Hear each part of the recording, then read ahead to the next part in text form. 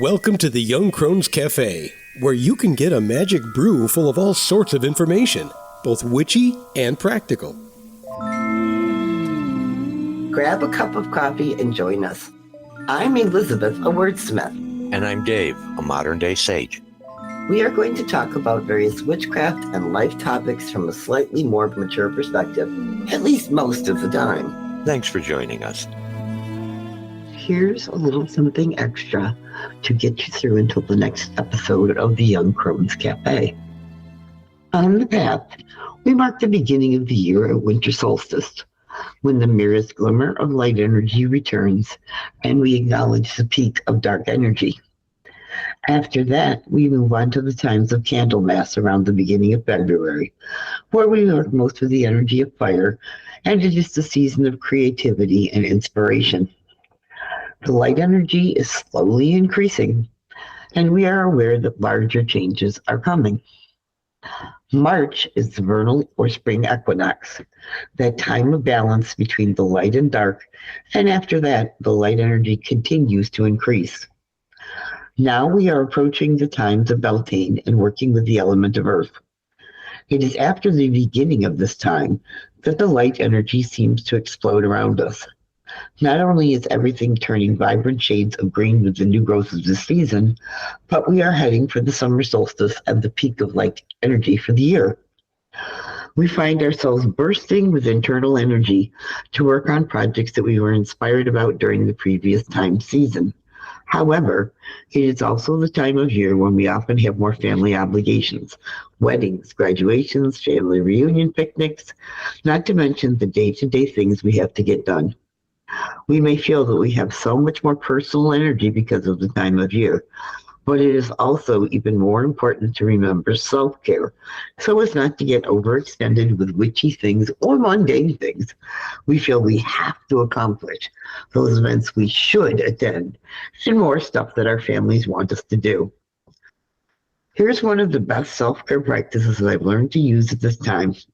I sit down outside on the earth. Okay, today I'm going to have to sit with my back patio door open at least, because it's been raining all week, with paper and pen, and first take an honest look at my calendar. How many upcoming events do I really have to attend, or are there some I can send my polite regrets to, or just drop in for a few minutes instead of planning to be there for hours? I prioritize spending time with people I care about most, so that makes it easier to choose where I want to invest my time and energy.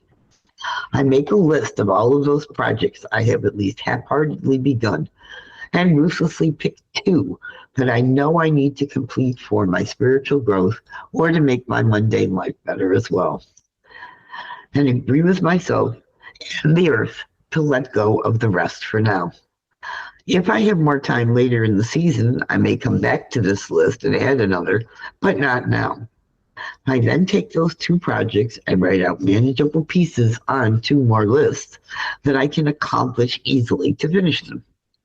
This not only gives me something to cross out those items as I complete parts, which can be very satisfying for me because I'm there with my red pen slashing through lists.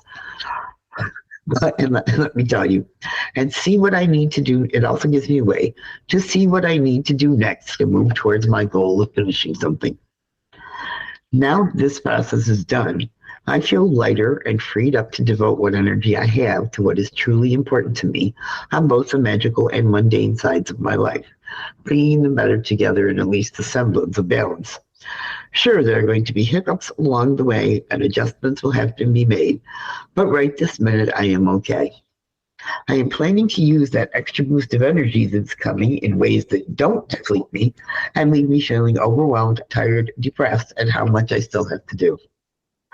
Another good idea is to black out a day, or at least an afternoon, where I can sit with my feet up and enjoy a good book. While I would like to say it is going to be on a witchcraft topic I need to learn more about, it will probably be a good comic mystery from one of my favorite authors, but I will enjoy it and recharge my personal batteries at the same time.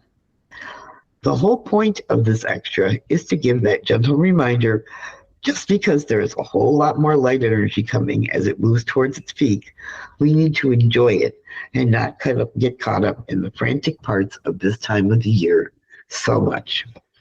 So with that being said, until the next episode, as always, may you find mirth and reverence in all things.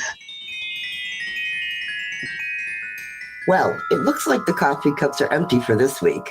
We hope you join us again next Tuesday, but you can find us at our website, 2youngcrones.com. That's the number 2, Young Crones. We'd love to have you join our growing online Discord community. Check out our new Patreon presence. Just look for Young Crones Cafe. Through Patreon, you'll be able to make it to our Discord. We are also Young Crones Cafe on Twitter and Facebook. Until then, remember, we are witches who work with energies to effect change. We are believers in both immanent and transcendent divine. We are celebrants of the passage of the solar and lunar cycles. We are hedge walkers who pass back and forth between the worlds of the magical and the mundane. We are seekers of knowledge. And we are walkers of a spiritual tradition we call the Path. So mote it be. So mote it be.